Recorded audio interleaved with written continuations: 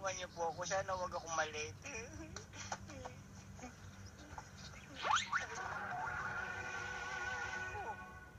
Huwag niyo naman ako itulak.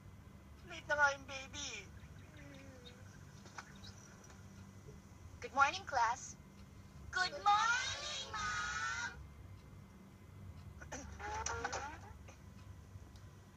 Felix, bakit ngayon ka lang? Kasi ma'am, yung kabayo namin may sakit eh. Naglakad lang ako papunta rito.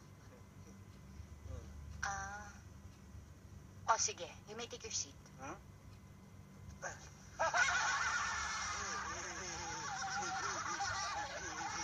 Hindi dyan, Felix. Doon, sa upuan mo.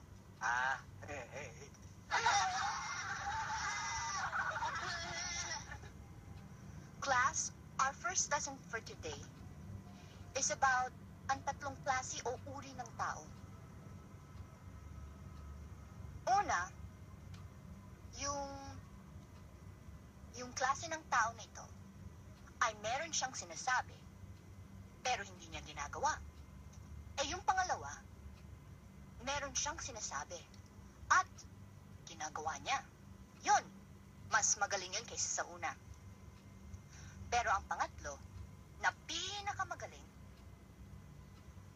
ay yung taong ginagawa niya muna bago niyan sinasabi.